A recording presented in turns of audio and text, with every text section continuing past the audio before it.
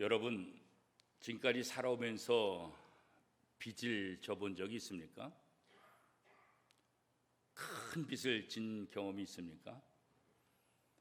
내가 감당할 수 없는 그런 빚을 지었을 때 우리의 삶은 굉장히 고달픈 삶을 살게 될 것입니다. 최근 들어 청년들에 대한 이야기가 많이 나옵니다.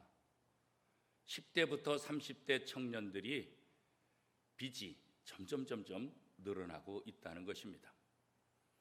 학교 다니면서 학자금 대출, 또 여러 가지 필요한 대출을 받아서 직장 들어가서 그 빚을 갚느라고 제대로 생활하지 못한다고 하는 것.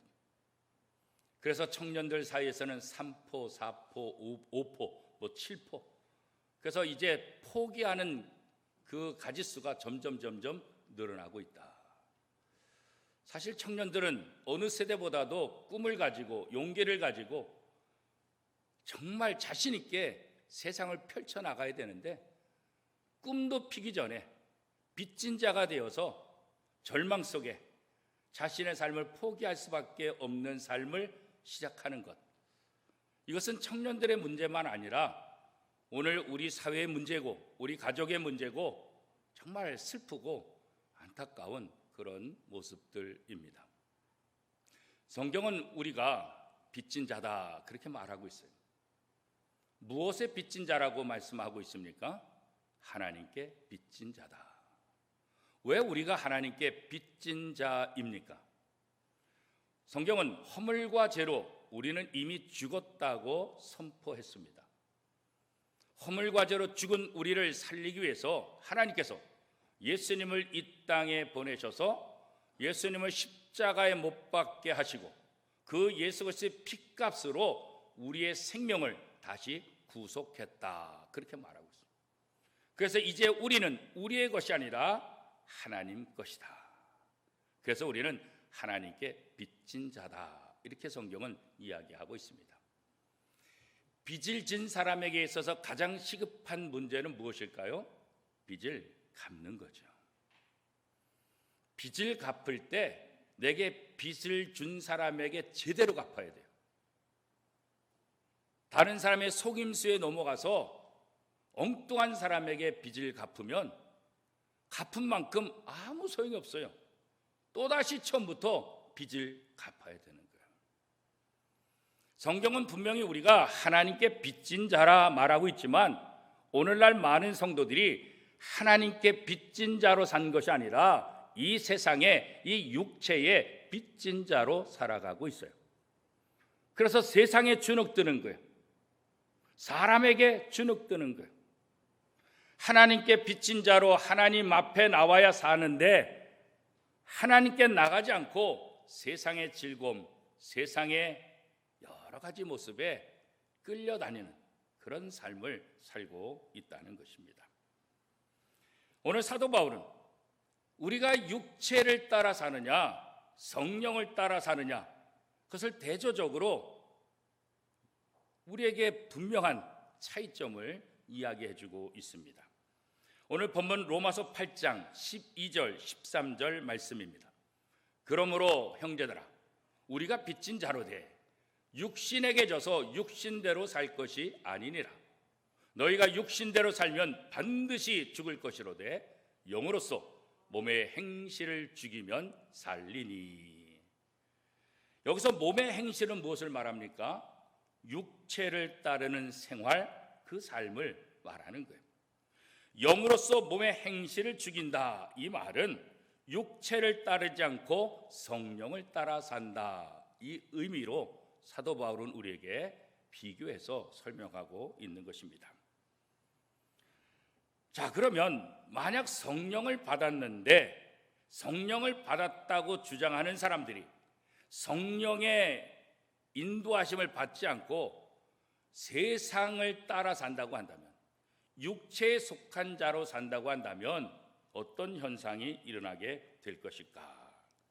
사도 바울은 단호하게 설명합니다. 그것은 죽는다 그렇게 말하는 거죠. 왜냐하면 육체는 사람을 범죄와 사망으로 이끌어갈 수밖에 없는 연약한 존재이기 때문에 그렇습니다. 만약 성도가 성령으로 몸의 행실을 죽이면 그 성도는 영원한 생명을 얻게 된다는 것입니다.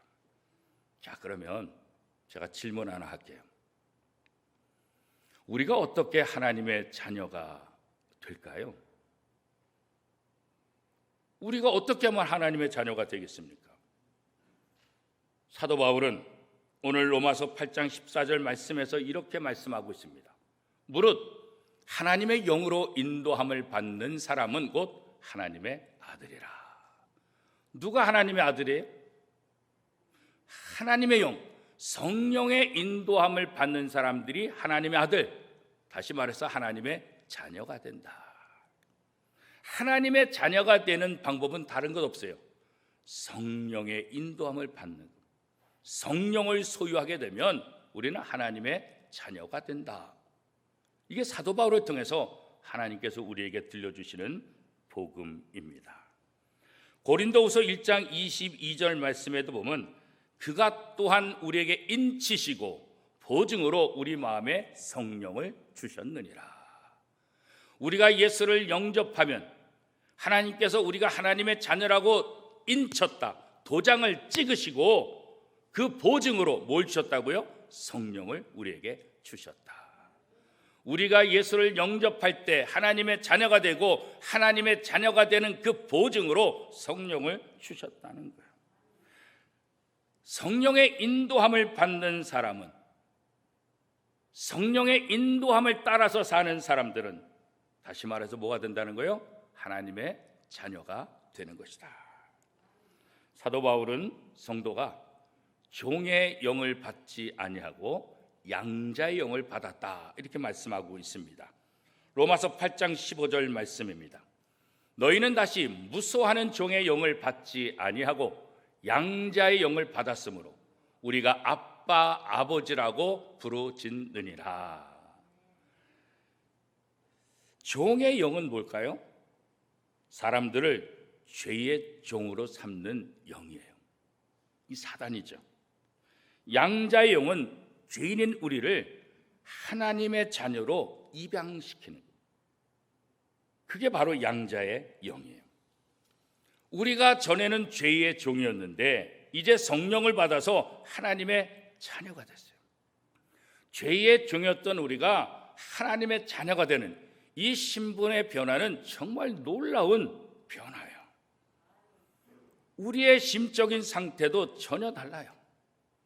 죄의 종이었을 때 하나님을 생각하면 두려워요. 무서워요. 왜요? 하나님은 공의로우신 분, 하나님은 어떤 죄도 반드시 심판하시는 하나님. 그래서 죄인들은 하나님을 생각하면 두려운 거예요. 심판의 하나님이라고. 그런데 우리가 예수를 영접하고 하나님의 자녀가 되고 성령의 인도함을 받으면 어떻게 됩니까?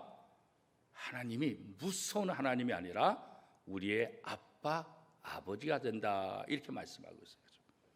이 아빠, 아버지가 된다, 이 말은 뭐겠어요? 하나님과 친밀한 관계가 된다는 거예요. 하나님이 우리에게 무서운 존재가 아니라, 우리를 야단치시고 우리를 심판하시는 존재가 아니라 친밀한 관계, 아빠, 아버지. 여러분은 어렸을 때 이렇게 자라면서 아빠라고 부르셨어요? 아니면 아버지 이렇게 부르셨어요? 아니면 어떤 분은 아버님 이렇게 부르셨어요? 여러분 어때요? 아빠라고 부르셨어요? 아버지라고 부르셨어요? 아버님 이렇게 부르셨어요? 이게 아버지를 뭐라고 부르냐에 따라서 아버지의 관계가 좀씩 다른 것 같아요. 아빠 이렇게 부르면은 아빠하고 굉장히 아주 가까운 존재예요. 뭔가 잘못했을 때도 아빠 용서해줘요 이렇게 나가면 이 아빠가 그냥 무너져. 화를 내려고 해도 무너져. 그런데 아버지, 아버님 그러면은 뭔가 거리가 있는 것처럼. 우리가 성령을 소유하고 하나님의 자녀가 되면 하나님은 우리에게 두려운 존재, 무서운 존재가 아니라 뭐예요? 아빠, 아버지. 다정하신 아버지, 친근하신 아버지, 편안한 아버지. 언제 어떤 상황 속에서도 달려가고 싶은 아버지. 내 속마음 모든 문제까지도 털어놓고 얘기하고 싶은 그런 친밀한 관계를 유지하게 된다. 그게 하나님 자녀의 이 권세 중에 하나이에요. 그런데 만약 성령을 받기만 하고 성령을 따라 살지 않으면 어떤 일이 생기느냐? 마치 누가복음 15장에 있는 둘째 아들, 일명 탕자라고 하는 그런 삶을 살게 됩니다. 좋은 아버지 밑에서 편안하게 살다가 욕심이 생기는 거예요. 내가 아버지 그늘 속에서 아버지 잔소리 들으며 아버지에게 속해 있는 이런 삶보다는 내가 내 유산, 내 몫을 받아서 바깥에 나가서 내가 주인 되고 내 마음대로 한번 살아보고 싶다. 그러면 훨씬 더 내가 행복할 거다. 그런 생각하는 거죠. 우리가 영화나 드라마 대사 중에서 자주 나오는 대사가 있어요. 집 나가면 개고생이다. 이런 말을, 그죠? 부모와 함께 살 때 그때 행복한 거지, 부모를 벗어나면 진짜 고생이에요. 부모하고 함께 사니까 빨래도 해주지, 밥도 해주지, 청소도 해주지, 필요한 모든 것 다 해주지. 분가해봐요. 누가 청소하고 누가 밥 해주고 누가 빨래 해주고. 바쁘고 피곤하니까 빨래도 못해, 밥도 못 먹어, 청소도 안 해. 집안이 엉망진창 되는 거예요. 집 나와봐야 부모하고 같이 살 때가 얼마나 행복한지.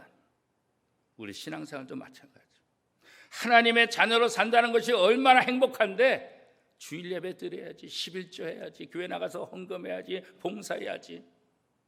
내일 연휴인데 이거 오늘 같은 날 어제부터 연휴를 해가지고 3박 4일 놀러도 가야 되는데 예배가 껴가지고 놀러도 못 가지.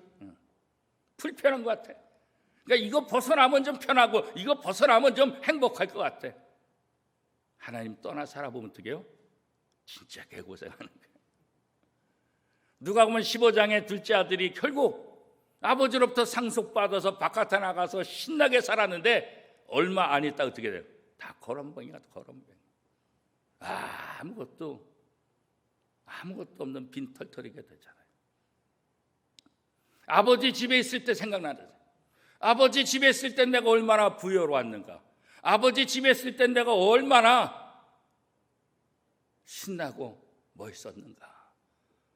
집 나와보니 아무도 자기를 반기지도 않고 결국 아버지 밑에 있을 때가 가장 행복하다고 생각하고 아버지께로 돌아가 회개해서 다시 아버지의 자녀가 될 때, 아버지 자녀의 그 권위를 회복할 때, 그때 비로소 다시 이 둘째 아들은 행복이 무엇인지 누리게 되는 거죠.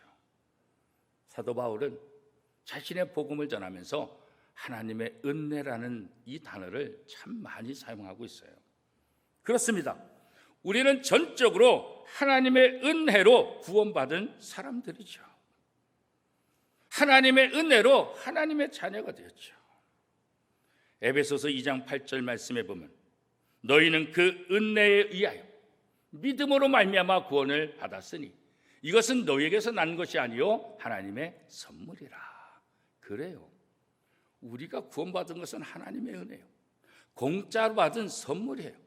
우리의 노력으로, 우리 어떤 행위로 이 선물을 받은 것 아니라고요. 그렇죠? 사도 바울은 우리의 구원에 있어서 이 하나님의 은혜가 얼마나 중요한지 설명하고 있어요. 그러면서 동시에 그 하나님의 은혜를 받은 사람들의 삶도 중요하다고 얘기해요. 하나님의 은혜로 받았으니까 우리의 삶은 그냥 개판으로 살고 그냥 막 살아도 되냐? 아니요. 우리의 행위로 구원받는 것은 아니지만 하나님의 그 놀라운 은혜로 구원받은 우리들은 이 땅에서 우리의 삶을 통해서 하나님 아버지께 영광을 돌리게 하고 하나님의 은혜를 다시 한번 응답하는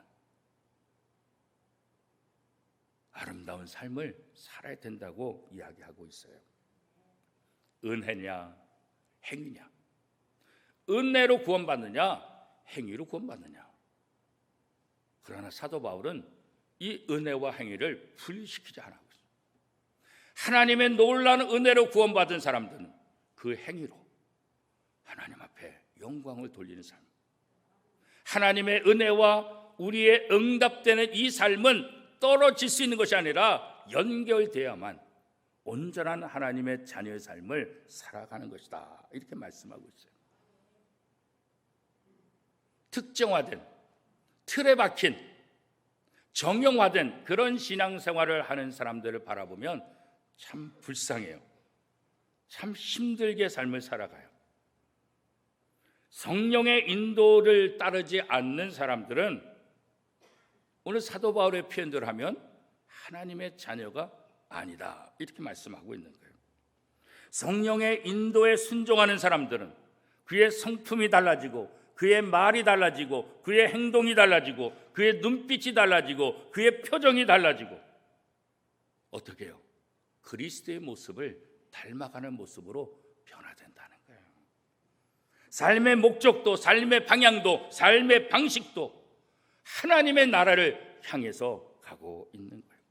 우리 마음의 중심도 우리 중심이 아니라 하나님 중심, 세상을 향하는 그런 중심의 삶을 살게 된다는 거죠. 그렇게 변화되어 가는 사람들은 바로 성령의 인도함을 따라 사는 사람들의 모습이라는 거예요. 이 세상에는 두 종류의 사람이 있다. 이렇게 말할 수 있어요. 첫 번째 사람은 자기 힘으로 신앙생활을 하는 사람. 두 번째 사람은 하나님이 공급해 주시는 힘으로 신앙생활 하는 사람이에요. 자기의 힘으로 성도 노릇하는 사람, 자기의 힘으로 신앙생활을 하는 사람들은 너무나 힘들어요. 늘 수고하고 늘 무거운 짐에 눌려 있어요. 이것을 율법적인 삶이다 이렇게 말해요. 이 율법적인 삶을 사는 대표적인 사람들은 누구냐면 성경에 나와 있는 바리새인들이에요. 이들은 누구보다도 율법을 잘 지켰어요. 이들은 누구보다도 예배를 잘 드렸어요. 이들은 누구보다도 헌금도 잘했어요. 이들은 누구보다도 말씀대로 살려고 노력했던 사람들이에요. 그런데 이렇게 외관적으로는 흠이 없는 이 사람들을 향해서 예수님은 뭐라고 말했어요? 독사의 자식들아. 그들을 책망하고 그들을 저주했다는 사실을 우리가 다시 한번 기억해야 돼요. 반면에 하나님의 힘으로 사는 사람들은 매일매일 신나고 즐거운 삶을 살게 되는 거예요. 하나님의 은혜로 구원받았기 때문에 내 앞에 펼쳐지는 모든 것이 새로운 거예요. 내 앞에 펼쳐지는 모든 것이 감사한 거예요. 고난이라 할지라도 질병이라 할지라도 내가 감당하기 힘든 일이라 할지라도 그것을 맞닥뜨리는 순간 감사한 마음이 생겨요. 디모데는 감사함으로 받으면 버릴 것이 없다 이렇게 말했어요. 이미 나는 허물과 죄로 죽은 사람이에요. 이미 죽은 사람이에요. 아무런 소망이 없는 사람이에요. 그런 우리에게 하나님의 놀라운 은혜로 하나님의 자녀가 되는 보너스를 받았다는 거예요. 이거 생각하면 이 땅에서 우리의 삶이 고난과 아픔이 온다 할지라도 그것조차도 어떤 마음이 생기는 거예요? 감사하는 마음이 생기는 거예요. 그것조차도 하나님의 은혜를 통해서 극복하는 과정을 통해서 하나님의 능력을 의지하게 되고 하나님이 나를 얼마나 사랑하는지 다시 한번 확인할 수 있게 된다는 거예요. 그래서 하나님의 힘으로 하나님이 공급해 준 그 힘으로 사는 사람들은 매일매일 은혜고 매일매일 새로우며 아침마다 새로우니 주의 성실이 크도소이다. 새로운 날을 맞이하잖아요. 어제가 아니잖아요. 오늘이잖아요. 또 새로운 날을 맞이하고 오늘도 내가 숨을 쉴 수 있다는 것, 오늘도 내가 직장 나갈 수 있다는 것, 오늘도 내가 건강한 두 다리로 하나님 앞에 나와 예배할 수 있다는 것, 이게 얼마나 감사하고 이게 얼마나 은혜냐는 거죠. 하나님의 힘으로 하나님이 공급해 주시는 그 힘으로 사는 사람들은 그 삶 속에서 하나님께 감사하는 마음이 있으니까 하나님의 능력을 경험하고 하나님의 사랑을 경험하고 날마다 새 생명된 그 기쁨을 누리게 된다는 거예요. 이제 우리는 성령을 의지하는 삶을 살아야 되는 존재예요. 왜요? 우리가 하나님의 자녀이기 때문에. 누가 하나님의 자녀예요? 성령이 인도하는 사람, 성령을 소유한 사람, 성령을 의지하며 살아가는 사람이 하나님의 사람이에요. 그래서 우리는 성령을 의지하되 더 철저하게 성령을 의지하는 삶을 살아야 하는 거예요. 그러면 성령이 우리를 이끌어주는 거예요. 성령이 우리의 삶을 인도해 주시는 거예요. 성령이 우리를 돌봐주시는 거예요. 성령은 우리 속에서 우리의 영과 하나가 되어서 우리를 도우시는 분이에요. 그래서 내 생각이, 내 행동이, 내 말이 내 생각과 내 말과 내 행동이 아니라 성령의 생각, 성령의 말, 성령의 행동으로 변화되는 거예요. 왜? 성령이 내 안에서 나와 함께 하시기 때문에 그런 거예요. 이렇게 세상 사람과 성도는 완전히 다른 삶을 살아가는 사람입니다. 세상 사람들은 사단, 죽음의 영이 지배하고 있다고 한다면 예수 믿는 사람, 구원받은 사람은 성령, 새로운 영, 양자의 영, 하나님의 영이 우리와 함께 하시고 우리를 지키시고 보호하시는 거예요. 성령께서 우리의 영과 함께 우리가 하나님의 자녀인 것을 증언하신다. 오늘 본문 로마서 8장 16절 말씀입니다. 성령이 친히 우리 영과 더불어 우리가 하나님의 자녀인 것을 증언하시나니. 우리의 영이 우리가 하나님의 자녀인 것을 증언하고 성령이 우리가 하나님의 자녀인 것을 증언한다. 이렇게 말하고 있어요. 두 증인이 같은 내용을 증언한다고 한다면 이것은 참이라는 그 증거가 되는 거예요. 그래서 구약 성경이나 신약 성경에서 재판을 하거나 어떤 증언을 설 때 두 사람 이상이 같은 말을 하면 그것은 참이다. 이렇게 믿어주는 그런 법들이 구약에도 있었고 신약에도 있었어요. 그런데 우리의 영이 내가 하나님의 자녀라고 증언하고 성령이 내가 하나님의 자녀라고 증언하기 때문에 이 두 영의 증언을 통해서 내가 하나님의 자녀가 되었다는 사실은 확신, 분명한 사실이라는 것을 우리에게 다시 한번 알려주고 있는 거예요. 그래서 하나님의 자녀는 이제 세상의 영, 죽음의 영이 아니라 성령의 인도하심을 받고 성령의 인도하심 속에서 하나님을 기쁘시게 하는 삶을 살아야 될 책임이 있는 거죠.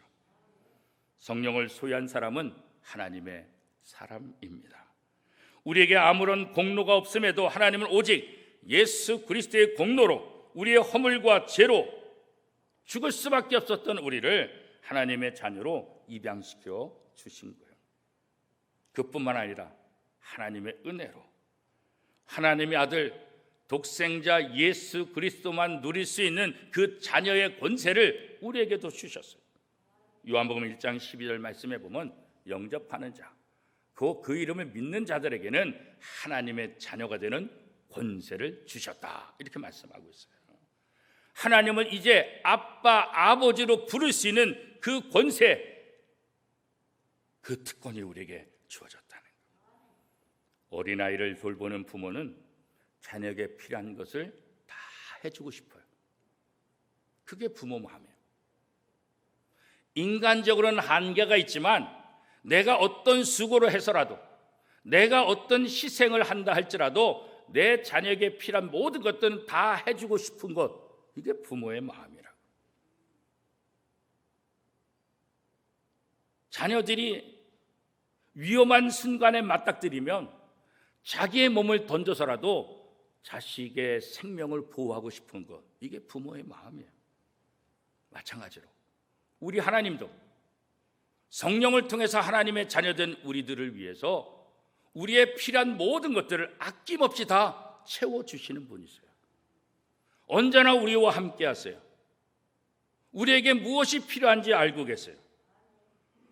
우리가 위험에 빠졌을 때 우리를 안전하게 지켜주시고 보호해 주시는 분 뿐만 아니라 우리가 기도할 때 우리 마음에 기쁨을 주시는 분, 우리가 기도할 때 하나님께서 들어주시겠다는 기도 응답의 확신을 갖게 하시는 분, 그분이 바로 성령 하나님이신 거예요. 그래서 우리는 하나님 앞에 담대히 나가는 거예요. 무섭고 두려움으로 벌벌 떠는 것이 아니라 아빠, 아버지가 되어주셔서 기쁨으로 편안하게 즐겁게 하나님 앞에 나아가는 거죠. 하나님의 자녀가 누리는 또 하나의 특권은 뭐냐면 그건 다른 것 아니에요. 하나님의 유업을 이을 상속자가 된다는 거예요. 로마서 8장 17절 말씀입니다. 자녀이면 또한 상속자, 곧 하나님의 상속자요 그리스도와 함께한 상속자니 우리가 그와 함께 영광을 받기 위하여 고난도 함께 받아야 할 것이니라. 아멘. 자, 이 말씀은 무슨 의미일까요? 우리가 상속자가 됐다, 하나님의 상속자가 됐다, 이 말은 뭐예요? 우리의 미래가 보장됐다는 거예요. 지금 나는 별 볼 일 없고 나는 부족하지만 부자인 아버지가 있어서 그 아버지의 상속자가 된다, 이 말은 뭐겠어요? 이제 재정적인 부분에 있어서 내 미래는 보장돼 있다, 그런 거예요. 내가 하나님의 상속자가 된다는 것은 앞으로 우리의 모든 미래에 있어서 하나님의 보호하심 속에서 우리의 미래가 확실하게 보장됐다는 그 확신을 우리에게 주시는 거예요.